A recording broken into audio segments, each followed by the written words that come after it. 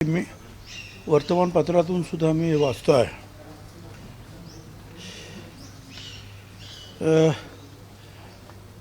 फारसं मला काय माहिती नाही या कॅप्टन थोरातबद्दल, पण माझे लोक सांगतात की आपल्याला पण काही लोक सांगत होते की त्यांच्याकडे जाऊन हातबीत काय ते अंकशास्त्र बघावं निवडणुकीचं वगैरे. पण मी काय गेलो नाही, जाऊ शकलो नाही. अंधश्रद्धेपासून दूर राहिलं पाहिजे असं माझं मत आहे. ठीक आहेत, मंदिर आहेत, मंदिरामध्ये तुम्ही ध्यानधारणा करा, योगा करा, प्राणायाम करा, दर्शन घ्या. काही चांगलं काम करणारे सुद्धा जे आहेत गुरुजी वगैरे आहेत, ते समाजाची सेवा वगैरे करतात. पण अशा काही लोकांमुळे जे आहेत मग ते सगळे एकजात बदनाम होतात. तर आता यांच्याकडे सुद्धा बरीच मोठी मोठी मंडळी येत होते. आता ज्या रुपाली चाकणकर त्या पुण्याच्या, त्यांना काय माहिती इकडे, त्यांना सुद्धा कोणीतरी तिकडे नेलं असेल. कोणी नेलं काय कल्पना नाही, पण नेलं असेल ना कोणीतरी. पण राजकारणामध्ये समाजकारणामध्ये असलेल्या लोकांनी ह्या सगळ्यांच्या बाबतीमध्ये मला असं वाटतं की काही सीमा आखून ठेवल्या पाहिजेत. कारण आपण जे करतो त्याचा सगळा परिणाम जो आहे हा आम जनतेवर होतो. कारण आम्ही लीडर आहोत, पुढारी आहोत. मग हे मंत्री जातात, मग आपल्याला जायला काय हरकत आहे, एवढा मोठा मनुष्य दिसतं. असा हा प्रभाव पाडण्याचे सुद्धा प्रकार खूप होतात. पण ठीक आहे, आता पोलीस चौकशी करतायत, त्याच्यामध्ये काय ते सत्य जे आहे ते बाहेर येईल. आणि त्यांनी जर आणखीन काही चुकीच्या गोष्टी केल्या असतील तर पोलीस त्या संदर्भामध्ये निश्चितपणे जे आहे कारवाई करतील. चाकणकरांचा जो विषय बघितला तर त्यांच्या संस्थांवरच त्या होत्या, त्यामुळे चाकणकरांचा जो विषय बघितला तर त्या खराच्या संस्थांवरच सदस्य होत्या चाकणकर, त्यामुळे त्या विरोधकांच्या टीकेच्या धनी ठरले. ते आहे ना. आता सतत आपण जायला लागलो आणि एखाद्याला मदत करायला लागलो की मग कोणतरी त्यांना आपलं संस्थेवर सुद्धा घेतातच की चला बाबा, मोठी माणसं आहेत, मोठ्या पदावरचे लोक आहेत, आपल्याला मदत होईल, आपल्या संस्थेला मदत होईल म्हणून घेतात. घेतला असेल त्यांना. महिला आयोगाचा राजीनामा घेण्यात आला आहे त्यांच्याकडून, रुपाली चाकणकरांकडून. पक्षाच्या महिला प्रदेश अध्यक्ष पदाचाही राजीनामा घेतला जाणार असल्याची चर्चा आहे. असं नाही, हे सगळे निर्णय जे आहेत, शासकीय निर्णय जो आहे आयोगाचा, हा भाग शासनाबरोबर, गव्हर्नमेंट बरोबर येतो, ज्याच्यामध्ये मुख्यमंत्री सुद्धा आहेत. निर्देश देणारे, आदेश देणारे, माहिती देणारे, घेणारे, चौकशी करणारे, त्यांच्याबरोबर चर्चा करूनच उपमुख्यमंत्री जे आहेत हे निर्णय घेतील. आणि पक्षाच्या ज्या महिला अध्यक्ष आहेत या संदर्भामध्ये पूर्ण अधिकार जे आहेत हे पक्षाला आहेत, त्याच्यामध्ये शासन येत नाही. आता त्या बाबतीत काय करायचं आहे ते पक्षश्रेष्ठी आहेत, आपल्या उपमुख्यमंत्री ताई आहेत, सुनेत्राताई, ही सगळी मंडळी बसून चर्चा करतील आणि ठरवतील. पण सुनेत्राताई या राज्याच्या पहिल्या उपमुख्यमंत्री आहेत महिला, आणि त्यांनी या प्रकरणामध्ये तातडीनं त्यांचा राजीनामा घ्यायला हवा होता अशी पण मागणी होती. नाही, मागणी तर आपण करतोच आहोत, पण एखादा आरोप झाल्यानंतर त्याच्यामध्ये किती तथ्य आहे, काय आहे, हे 1-2 दिवस समजून तर घ्यायला पाहिजे की नाही. पण आमच्यासारख्यांना किंवा सुनेत्राताईंना सुद्धा उपमुख्यमंत्री अनेक कामं असतात, कुठे हा कार्यक्रम, तो कार्यक्रम, त्याच्यातून हे सगळं बघायचं असतं. त्याच्यामुळे मग काय सत्यता आहे हे तपासल्याशिवाय झटपट असा राजीनामा घेणंसुद्धा योग्य ठरत नाही. तो मग अन्याय होईल. त्याच्यामुळे त्यांनी माहिती घेतली असणार, आणि माहिती घेतल्यानंतर विशेषतः मुख्यमंत्र्यांनी माहिती घेतली असणार, आणि त्याच्यानंतर चर्चा झाली असेल. कारण हे पद महत्त्वाचं पद आहे आणि त्याबद्दल साहजिकच जे आहेत मुख्यमंत्री आणि सगळ्या मंडळीशी चर्चा करणं आवश्यक होतं. चाकणकरांची पण चौकशी करा, त्यांनी अटक करा अशी देखील मागणी होती. चाकणकरांची पण चौकशी करा, त्यांना आता असं नाही की त्याने काही चुकीचं काही केलं असेल तर पोलीस पाहून घेतील. साहेब, महिलांच्या लैंगिक शोषणासोबतच खरातने अनेक ठिकाणी शेतकऱ्यांची बळजबरी जमिनी बळकावल्या, असे देखील प्रकार आता समोर यायला लागले. म्हणजे विशेषतः सिन्नर असेल, शिर्डी असेल तर. आता असं आहे ना की त्यांना अरेस्ट झालेली आहे. जोपर्यंत हा पॅन्डोरा बॉक्स उघडत नाही तोपर्यंत सगळे दबून असतात. पण एकदा अशी कारवाईला सुरुवात झाली की ज्यांच्यावर अन्याय झालेला आहे, ज्यांच्याकडे जास्ती माहिती आहे, ते ताबडतोब जे आहे त्या तपास यंत्रणेकडे जातात आणि ती माहिती पुरवतात आणि त्यातून मग आणखी काही केसेस तयार होतात. साहेब, पण याच्यात दुर्दैवी गोष्ट अशी आहे की अनेक IPS IAS अधिकाऱ्यांची देखील त्यांच्या दरबारात हजेरी होती. त्यांच्यासोबत काहींनी जमिनी घेतल्याची पण माहिती आता समोर येऊ लागली. त्या संदर्भात मला काही माहिती नाही आहे. काय ज्या आता मला वाटतं पुण्याच्या काही अधिकारी आहेत, मला वाटतं ते तपास यंत्रणा पुण्यावरून आले ना. हां. तर त्या मला असं वाटतं की अतिशय निर्भयपणे आणि निपक्षपणे ह्या सगळ्याची माहिती घेतील. मुख्यमंत्र्यांशी सुद्धा चर्चा करतील. कोट्यवधीची माया गोळा केली आहे, संपत्ती त्यांनी गोळा केलेली आहे, त्याची चौकशी व्हायला पाहिजे अशी देखील.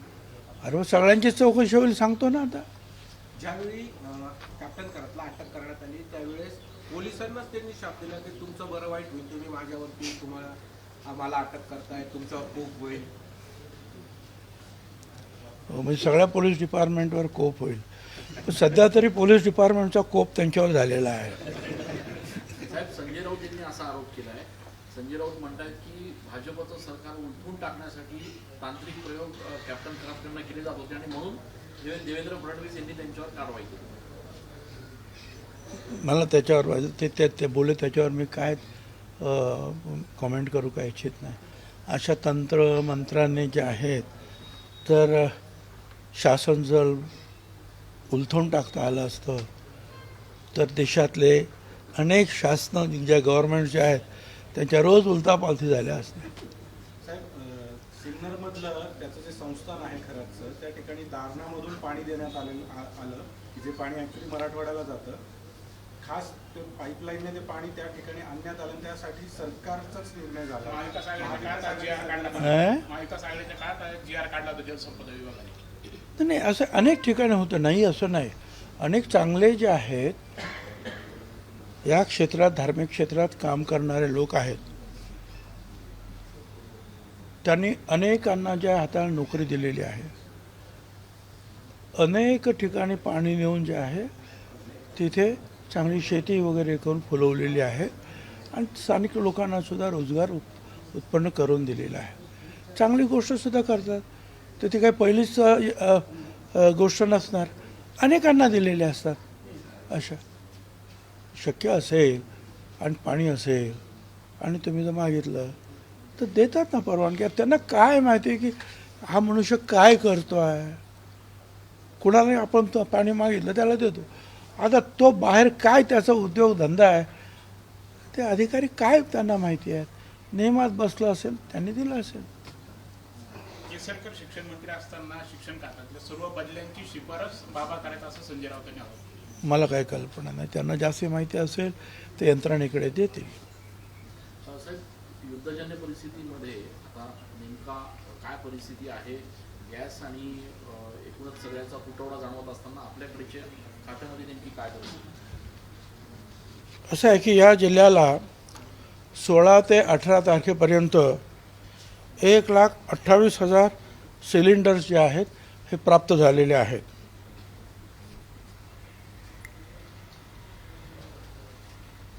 एकशे 35 गॅस एजन्सीज काम करत आहेत आणि या युद्धापूर्वी जेवढा कोटा मिळत होता तेवढाच कोटा आता जिल्ह्याला मिळालेला आहे, देण्यात आलेला आहे.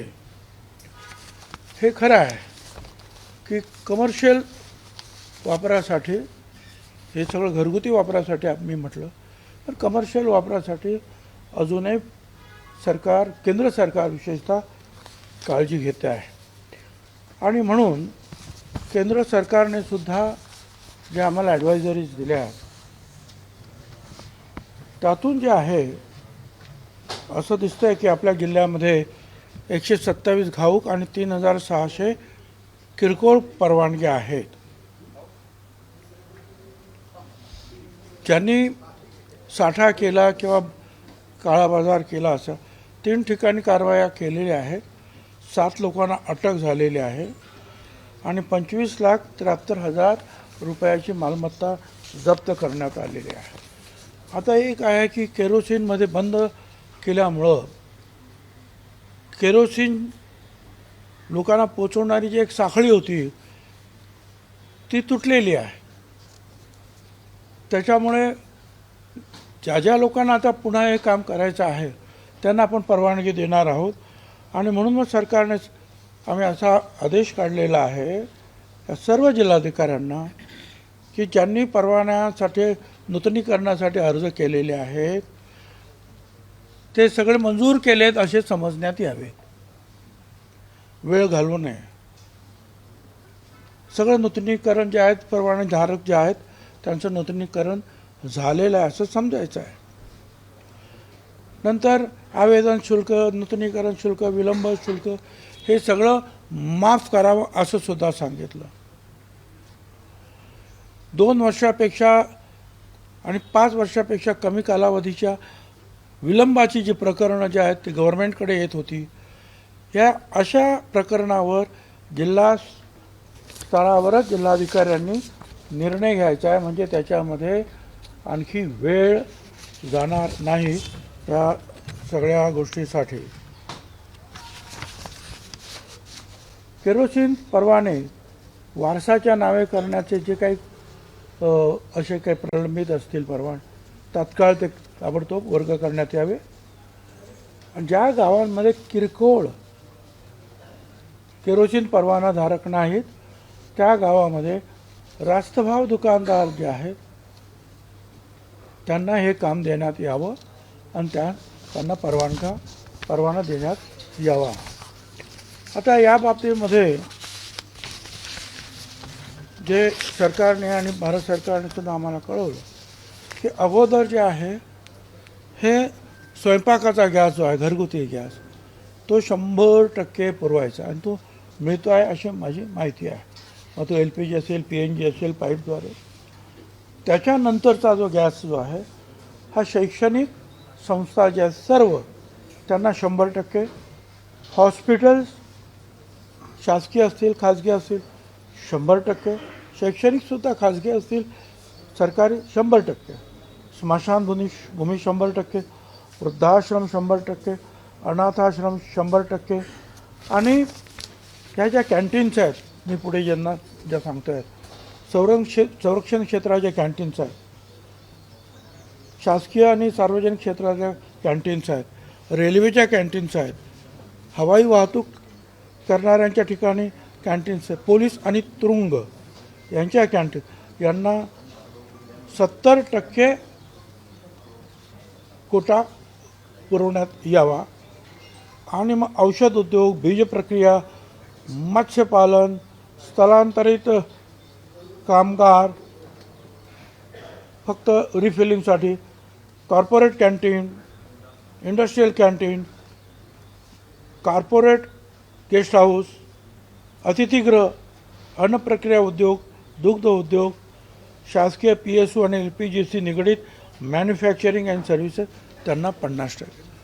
ह्या ॲडवायझरी ज्या आहे ज्या भारत सरकारने आम्हाला कळवल्या त्या आम्ही सर्व जिल्हाधिकाऱ्यांना कळवलेले आहेत.